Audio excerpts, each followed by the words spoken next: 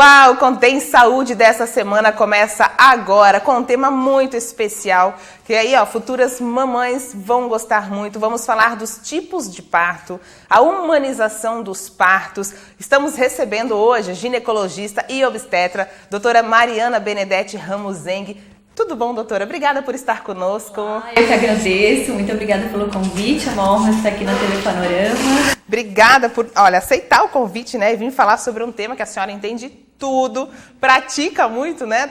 Assim, só pra gente saber, em média, quantos partos a senhora realiza por mês? Tem uma ideia? Por mês, em torno, assim, hoje em dia eu não tenho feito mais plantão, porque o plantão é uma muvuca, né? Daí era no mínimo 10, assim, por plantões. Mas eu tenho feito muito poucos plantões, então eu tenho feito mais as minhas pacientes em torno de uns 25 praticamente por mês. Por dia, né? Bastante. Meu Deus do céu. Então, muita experiência pra dividir aqui com a gente. Doutora, eu queria começar falando assim, quando a mulher descobre que tá grávida, e eu falo até por mim mesma, né? Já pensa lá na frente, ai meu Deus, que parto que eu vou escolher? Será que eu vou conseguir ter um parto normal? Será que eu vou conseguir ter uma cesárea? Né? Será que vai dar tudo certo? E aí, hoje em dia, a gente ouve muito falar do parto humanizado, que não é um tipo de parto, né? Afinal, doutora, o que é o parto humanizado ou a humanização do parto?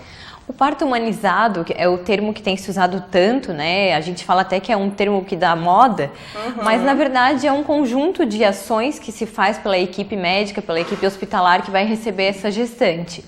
E ele não quer dizer que seja um parto sem nenhuma intervenção, e sim ações que tornam esse momento do nascimento mais acolhedor, ou esse momento mais especial ainda do que ele já um momento inesquecível da vida da mulher, e o principal, com todo o respeito possível que a paciente precisa receber, né? Acolhendo aqueles desejos dela, aquele sonho, aquilo que ela planejou durante todo aquele tempo de gestação, e mesmo antes de engravidar, muitas já planejam o seu parto, né? Sonham. E junto com a família, com o marido. Então a gente fala isso, humanização, é humanizar realmente, ser humano.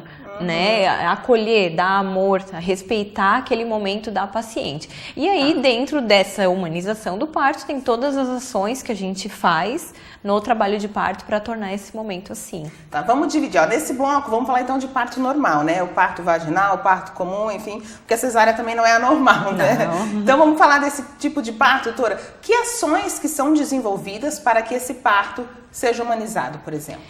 Então, assim, a gente começa já desde o pré-natal, né? Um parto humanizado, ele já deve ser acompanhado por alguém que goste de trabalhar dessa forma, porque é importante ter todo um esclarecimento. Se a paciente já tem todo o acompanhamento e é esclarecida sobre como vai ser o trabalho de parto, o momento realmente do nascimento do bebê, o pós-parto, a amamentação, tudo isso a gente já deve planejar e conversar e deixar a paciente tranquila. Tirar dúvidas já desde o pré-natal.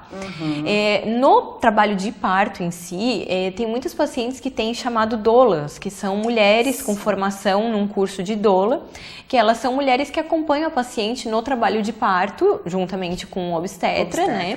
Mas elas ajudam a tranquilizar mais ainda a paciente. Seja com massagens, com palavras de carinho, com palavras de apoio emocional, assim. Isso, com a parte emocional, né? Que é muito importante. E isso ajuda demais, assim. Elas têm algumas técnicas de relaxamento ali no trabalho de parto que facilita muito. Outras ações que a gente faz nessa humanização do trabalho de parto é banho quente. A paciente, quando ela tá com dor e ela tá num lugar quentinho, principalmente no banho que a gente coloca a paciente, o legal é até sentar numa bola no banho e aí deixar as costas, a região lombar, que é uma região que dói bastante no trabalho de parto por conta da tensão e porque as contrações geralmente elas vêm de trás para frente. Então ela no chuveiro com aquela água quentinha batendo nas costas, relaxa a região e a dor ela se torna mais amenizada, né? Outra coisa é a bola, estimular a paciente no trabalho de parto a ficar na bola, a caminhar. Mas a paciente ela deve ser respeitada. Se aquela paciente ela tá com vontade de ficar deitadinha por 1 hora, a gente tem que respeitar que ela fique deitada por 1 hora. Mas sempre a gente estimular a paciente que ela deve se movimentar o máximo que ela puder, mas respeitando até o limite onde ela deseja se movimentar, né? Além disso, na humanização é preconizado que ela sempre esteja com acompanhante, seja ele o marido, algum familiar ou uma amiga, isso além da doula. Isso hoje é lei, né? A paciente tem direito a ter o acompanhante e mais a doula no trabalho de parto. Então, assim, a gente vê o quanto é maravilhoso. Eu sempre, quando eu tô com um casal, assim, eu sempre falo, nossa, como é lindo, porque fortalece mais ainda a relação deles, do casamento, né? o vínculo, assim. E a participação do pai é tão importante, muito, né? porque pro homem é algo abstrato, né? A gravidez é algo que ele não tá ainda, não tá sentindo nada. Quem sentiu os movimentos, as dores, as modificações do corpo foi a mulher. E o trabalho de parto é da mesma forma, ele não tá sentindo dor, não tá sentindo dilatação. A mulher nunca vai saber como é que é. Não. Né? Por isso tem que estar lá, né, também esclarecido, né, do papel que ele pode exercer e de como ajudar a esposa, a futura mamãe, a tornar esse momento mais tranquilo. Sim, também. E ajuda muito, muito, assim, eu tenho várias pacientes que estão ali quase no finalmente, mas aí todas, mesmo a que mais deseja parto normal, bate o desespero. É muito raro, assim, uma paciente que tá, mesmo as que querem muito parto normal, chega um ponto ali que elas falam, não, doutora, por favor, faz cesárea. Mas aí, como já é uma paciente que eu tenho um vínculo, que eu sei da história dela, que eu sei os sonhos dela, né, eu sei que o sonho dela realmente é o parto normal, aí a gente vai conversando, vai acolhendo, vai dando carinho, vai explicando que tá tudo normal, que tá tudo evoluindo bem. E o marido é fundamental nessa hora. Porque aí o marido é lindo, assim, ele abraça ela e fala assim, amor, nós vamos conseguir, eu tô aqui contigo. Foi isso que a gente sonhou, tenta mais um pouco. Eles são os maiores estimuladores, que assim, lindo, é lindo de ver. É muito legal, assim. E aí a gente vê a perfeição, né, de todo o processo, né, e daquela formação de família. Que emoção, né? É muita emoção, meu Deus. Olha só, o que a futura mamãe deve levar em conta na hora de escolher o tipo de parto que ela vai querer ter? Depende muito do histórico que ela tenha, porque às vezes ela já tem uma gestação anterior que complicou um trabalho de parto, ou que foi um parto muito, né, muito difícil, com fórceps, com algum sofrimento fetal, né? Ou um descolamento prematuro de placenta numa gestação anterior, alguma coisa que tenha traumatizado, né, tanto tenha às vezes até dado algum problema no bebê, ou nela mesma. Isso já é um fator, assim, que a gente já fica, né, com um pezinho atrás, se realmente vale a pena tentar de novo. Quando é aquela paciente de primeira gestação, a gente deve considerar se não é uma gestação de alto risco, se é uma gestação que o benefício para a mãe e para o bebê do parto normal realmente é o melhor. A gente sabe que os benefícios do parto normal são muito maiores do que uma cesárea, né? Mas na obstetrícia a gente sempre fala que é uma balança. A gente tem que colocar na balança o risco-benefício. Então, quando o benefício pesa mais, a gente parte para aquele processo, né? Então, assim, depende de cada paciente. Muitas vezes estatura, algum problema de quadril, alguma cirurgia prévia, por exemplo, de fêmur, de quadril, né? Ou se a paciente tem um histórico, assim, de convulsão, de algo que possa complicar. Então, são vários fatores. Mas depende muito da evolução do pré-natal, da evolução dessa gestação e principalmente de como acontece o trabalho de parto. Às vezes a paciente tem tudo para um parto normal e aí entra no processo do trabalho de parto e vai e não evolui. Muitas vezes o bebê insinua, entra ali na pelve da mãe de uma maneira que não desce. Que não... para e não tem mais como descer. Porque depende muito da posição, né? O neném, para ele nascer, para ser um bebê que vai descendo, ele tem que estar com o queixinho encostadinho no peito. Então, às vezes, se é um bebê que já não entra na pelve de uma maneira adequada, já não é um parto que vai ocorrer.